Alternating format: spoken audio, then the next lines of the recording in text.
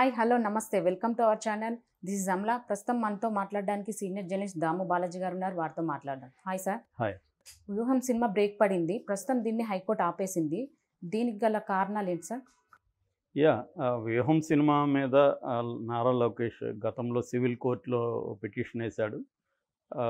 తర్వాత హైకోర్టులో కూడా వేశాడు. బేసిక్గా ఏంటంటే నారా లోకేష్ దీన్ని ఎట్టి పరిస్థితుల్లో రిలీజ్ కాకూడదు అని కంకణం కట్టుకున్నట్టు మనకు అర్థమవుతుంది. అందుకని అతను లీగల్ ప్రాసెస్ని, లీగల్ ప్రక్రియని ప్రధానంగా నమ్ముకున్నాడు. సెన్సార్ బోర్డుకి కూడా లెటర్ రాశాడు.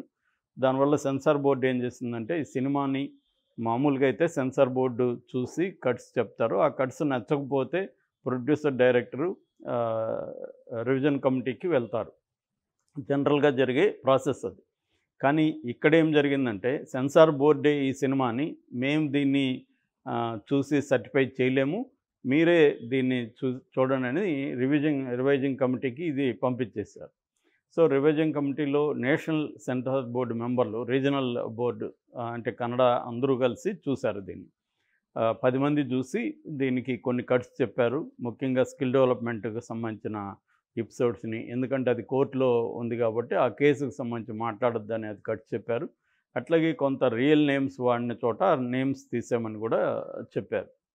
దానికి డైరెక్టరు, ప్రొడ్యూసర్ ఒప్పుకున్నారు. దాంతో సర్టిఫికేట్ ఇచ్చేశారు. ఇచ్చేసేసరికి Nara Lokesh censor board certificate ఇవ్వడాన్ని వ్యతిరేకిస్తూ హైకోర్టులో పిటిషన్ వేశాడు.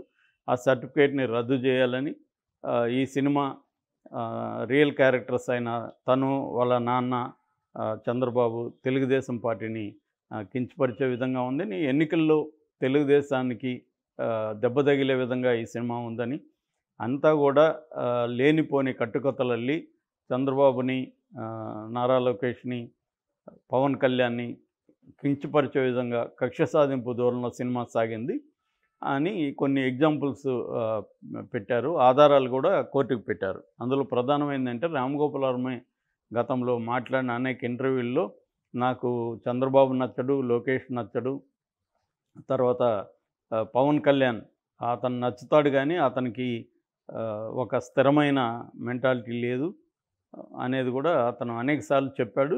రెండోది నేను జగన్ ఫ్యాన్ అని కూడా ఆయన చెప్పుకున్నాడు. కాబట్టి ఇది క్లియర్గా ఒక ఇంటెన్షన్తో తీశాడు. రెండవది రామ్ గోపాల్ వర్మ అనేక సినిమాలు ఫ్లాప్ అయినప్పటికీ ఇలాంటి సినిమాలు మళ్ళీ మళ్ళీ తీస్తున్నాడంటే, డబ్బులు రాకపోయినా తీస్తున్నాడంటే అర్థమైందంటే దీని వెనుక వైసీపీ ఫండింగ్ ఉంది. వాళ్ళు ఫండ్ చేసి తన దగ్గర సినిమాలు తీస్తున్నారు. ఎవరైనా 1-2 సినిమాలు ఫ్లాప్ అయితే 3వ సినిమా అలాంటి పద్ధతులు తీరు, కానీ తను వరుసగా తీస్తున్నాడు అని గతంలో సినిమాలు కూడా కమ్మరాజ్యంలో కడపరెడ్లు ఇవన్నీ కూడా లక్ష్మీ ఎన్టీఆర్ వీటన్నిటిని గురించి కూడా లోకేష్ పిటిషన్లో పేర్కొన్నాడు. సో అది వాయిదా పడుతూ నిన్న 11:45 ఒక స్టార్ట్ అయింది. ఈవినింగ్ వరకు సుదీర్ఘంగా వాదనలు వినిపించారు. ఇటు లోకేష్ నుంచి ఉన్నం మురళీధర్రావు, ఉన్నం శ్రవణ్ కుమార్లు అడ్వకేట్స్గా వాళ్ళు పిటిషన్ తరఫున వాళ్ళ వాదనలు వినిపించారు. ఇది కక్ష సాధింపు చర్య, లాభం లేకపోయిన సినిమాలు తీస్తున్నారు, కావాలనే వ్యక్తులను టార్గెట్ చేసి ఆ వ్యక్తులను పోలిన, చంద్రబాబును పోలిన, పవన్ కళ్యాణ్ పోలిన, లోకేష్ను పోలిన వ్యక్తులను పెట్టి కావాలని వీళ్ళని నిజమైన వ్యక్తుల ప్రైవసీకి, వాళ్ళ వ్యక్తిగత ప్రతిష్టకు భంగం కలిగే విధంగా ఇతను తీశాడు. ఇటువంటివి తీయొద్దు, ఇటువంటి చేయొద్దని గతంలో సుప్రీంకోర్టు తీర్పులు కూడా ఉన్నాయని సుప్రీంకోర్టు తీర్పులను కూడా వీళ్ళు కోర్టులో ప్రవేశపెట్టారు. దానికి ఆపోజిట్గా ఇటు రామ్ గోపాల్ వర్మ అండ్ ప్రొడ్యూసర్ కిరణ్ తరపున ఎస్ నిరంజన్ రెడ్డి ఆర్గ్యుమెంట్స్ విధించారు. ఆయన ఏం చెప్పారంటే ఆల్రెడీ ఇది సెన్సార్ సర్టిఫికేట్ నోచుకుంది కాబట్టి దీని మీద కోర్టు ఎటువంటి చర్య తీసుకోవాల్సిన అవసరం లేదు. ఎందుకంటే సెన్సార్ బోర్డు అనేది దానికోసం ఒక ఇండిపెండెంట్ బోర్డు, అది దాంట్లో ఎక్స్పర్ట్స్ ఉంటారు, వాళ్ళన్నీ చూసి పరిశీలించి ఇచ్చిన తర్వాత కోర్టు కలుగు చేసుకోకూడదు అని ఆయన కూడా గతంలో కొన్ని సుప్రీంకోర్టు తీర్పుల్ని ఉల్లంఘించాడు. రెండోది, ఇందులో మీరు ట్రైలర్ చూసి ఒక నిర్ణయానికి రాకూడదు, సినిమా చూడాలి, సినిమా చూసి నిర్ణయానికి రావాలి తప్ప ట్రైలర్ చూసి ఆయన ఇంటర్వ్యూలో ఏం చెప్పాడు అనేది చూసి రాకూడదు. ఎవరికైనా కూడా ఫ్రీడమ్ ఆఫ్ స్పీచ్ ఉంటుంది, తను అనుకున్నవి క్రియేటివ్ రంగంలో చెప్తారు. ఇవన్నీ బయట కూడా జగన్ని సైకోని పిలుస్తున్నారు తెలుగుదేశం వాళ్ళు, తెలుగుదేశం వాళ్ళని అంతకంటే ఘోరంగా వాళ్ళు తిడుతున్నారు. అంతకంటే ఏమి ఈ సినిమాలో ఏమి చెప్పలేదు. బయట రాజకీయాలు ఇంకా ఘోరంగా ఒకరినొకరు తిట్టుకుంటున్నారు, పాంప్లెట్లు వేసుకుంటున్నారు, బుక్లెట్లు వేసుకుంటున్నారు, టీవీల్లో పదే పదే ఇంటర్వ్యూలు ఇచ్చుకుంటున్నారు. దానికంటే ఏమి ఇక్కడ ఈయన ఎక్కువ చెప్పింది ఏం లేదు.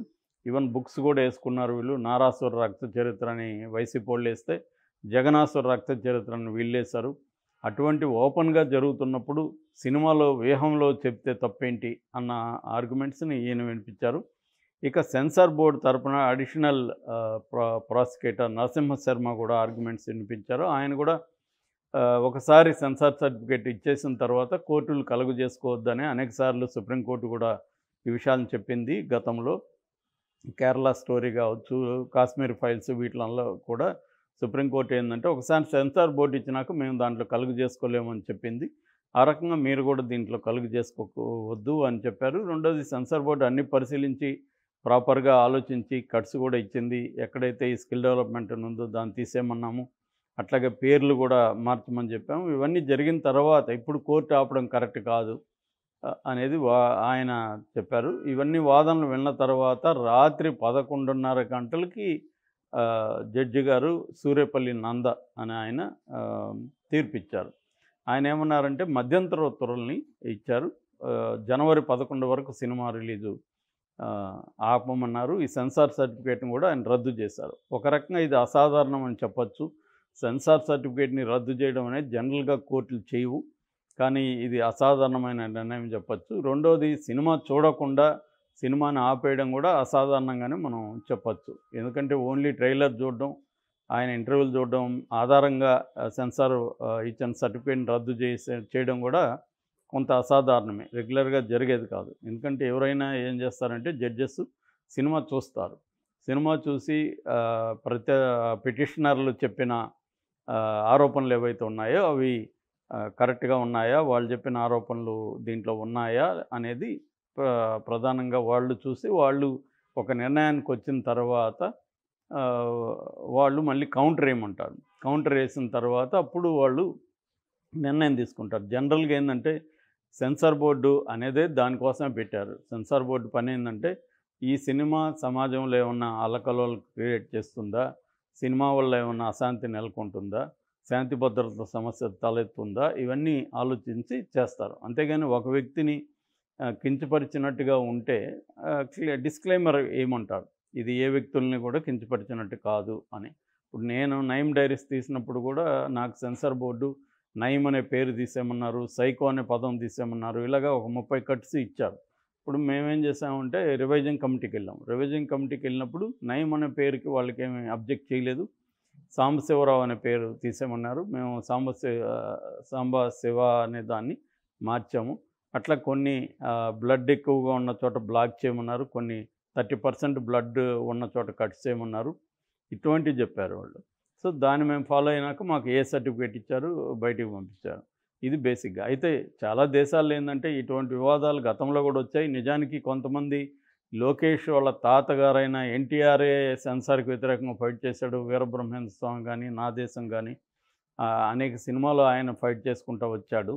అటువంటి ఆయన మనవడు సెన్సార్ బోర్డు మీద ఇలా కంప్లైంట్ చేయడం కరెక్ట్ కాదని కూడా కొంతమంది వాదిస్తున్నారు. బట్ ఏ కేసుకి ఆ కేసే. ఇప్పుడైతే వాళ్ళకి రాజకీయ ప్రయోజనాలు దెబ్బతినే అవకాశం ఉందని వాళ్ళు భావిస్తున్నారు. నిజానికి ఒక సినిమా వల్ల రాజకీయంగా మారిపోతుందనేది చెప్పలేము, బట్ ఎంతో కొంత ప్రభావం అయితే చూపిస్తుంది. బట్ రామ్ గోపాల్ వర్మ గోల్ ఏంటంటే సినిమా చూసి జనం మారుతారనేది కాకుండా తను చెప్పాలనుకున్న విషయాన్ని చెబుతున్నాడు అని ఆయన అనేకసార్లు చెప్పాడు. అంటే నిజాలా ఇవి కాదంటే ఆయన కూడా ఏమన్నా అంటే నిజం అనేది ఎవరు చెప్పలేరు. ఎందుకంటే నిజమంటే perspective of the truth, fact. జరిగిన దాన్ని ఒకరు ఒక పాయింట్ ఆఫ్ వ్యూలో చూసి ఒకటి నిజమని చెప్తారు, రివర్స్లో ఇంకొకరు అదే నిజమని చెప్తుంటారు. కాబట్టి ఏది ఆబ్జెక్టివ్ ట్రూత్ అనేది ఎవరు చెప్పలేరు. నా వెర్షన్ ఆఫ్ ద ట్రూత్ నేను చెప్పాను, మీకు ఇది నచ్చకపోతే మీ వెర్షన్ ఆఫ్ ద ట్రూత్ మీరు చెప్పండి అనేది ఆజీవి చాలాసార్లు చెప్తాడు ఆయన. ఏదేమైనా కోర్టు అయితే లోకేష్ తరపున అడ్వకేట్స్ వాదనలకు కన్విన్స్ అయ్యి ఈ సినిమాని ఆపేసింది. నెక్స్ట్ ఇప్పుడు ఈ జడ్జిమెంట్ మీద ఏమన్నా బెంచ్కి వెళ్తారా, సింగిల్ జడ్జి ఇచ్చాడు కాబట్టి బెంచ్కి వెళ్తారా రామ్ గోపాల్ వర్మ వాళ్ళు, లేదా సుప్రీంకోర్టుకి వెళ్తారా అనేది చూడాలి. లేదా సుప్రీంకోర్టుకి వెళ్తే కూడా నాకు తెలిసి జనవరి 11 వరకు వెయిట్ చేయమని చెబుతుంది. ఏదేమైనా రిలీజన్ అయితే తాత్కాలికంగా ఆపగలిగాడు లోకేష్ అంతవరకు. సార్ ఇప్పుడు వ్యూహం సినిమా నిన్న కూడా మనం చెప్పుకున్నాము, తలనరికి తీసుకొస్తే అవునవును. ₹1,00,00,000 ఇస్తా అని చెప్పి. సో దీన్ని ఏంటి కథగా ఆయనకు చెప్పారు, దీని వెనకాల ఎవరైనా వ్యక్తిగతంగా చేస్తున్నారా అని? అంటే వ్యక్తిగతంగానే ఇప్పుడు అన్నీ వ్యక్తిగతంగా అయిపోయినాయి కదా! ఈ సినిమా ఏందంటే రియల్ లైఫ్ క్యారెక్టర్స్ బతికున్న వాళ్ళు, వాళ్ళని యాజ్ ఇట్ ఈజ్‌గా చూపిచ్చారనేది ప్రధానంగా. అది కూడా వాళ్ళకి ఫ్యాక్ట్‌ని చెప్పకుండా ఒక సైడ్ తీసుకొని జగన్‌కు ఉపయోగపడే విధంగా ఈ సినిమాని తీశారనేది ఈ లోకేష్ ఆరోపణ. సో, దాన్ని కోర్టు అంగీకరించినట్టుగా మనం అర్థం చేసుకోవాలి. అంటే కోర్టు లోకేష్ పెట్టిన సాక్ష్యాధారాలకి కన్విన్స్ అయింది. ఆయన తరపున అడ్వకేట్స్ వాదనలకి కోర్టు కన్విన్స్ అయింది. అయితే ఇది మధ్యంతర ఉత్తర్వు మాత్రమే. జనవరి 11 తర్వాత నిర్ణయం తీసుకునే అవకాశం ఉంది. ఖచ్చితంగా వీళ్ళైతే సుప్రీంకోర్టుకి వెళ్తారు. ఎందుకంటే సుప్రీంకోర్టు ఫైనల్ అథారిటీ కాబట్టి కోర్టుల్లో ఒక సినిమాని ఆపే హక్కు ఎవరికి లేదు. స్వేచ్ఛ ఉంటుంది అనేది ఉంది. గతంలో కూడా రిలక్టెంట్ ప్రైమ్ మినిస్టర్ ఆయన మన్మోహన్ సింగ్ అదే విధంగా ఆయన అలాగే ఉండేట్టుగా తీశారు. మన్మోహన్ సింగ్ యాంటీగా ఉంది సినిమా, కాంగ్రెస్కి యాంటీగా ఉంది. ఎమర్జెన్సీ పేరుతో ఇందిరాగాంధీకి యాంటీగా సినిమా తీశారు. ఇలాగ అనేక సినిమాలు చెప్పుకోవచ్చు. ఎన్టీ రామారావు మీద దాదాపు అరడజన్ పైన అప్పట్లో సినిమాలు వచ్చాయి. వాళ్ళందరూ ఏందంటే ఇగ్నోర్ చేశారు, లేదా బయట తమ అభిప్రాయాలు దాని మీద చెప్పారు తప్ప ఇట్లా ఆపేయడానికి ట్రై చేయలేదు, ఆగలేదు గతంలో. ఇది ఫస్ట్ టైం ఈ మధ్యకాలంలో మనకి సినిమానే ఆగిపోయే పరిస్థితి రావడం.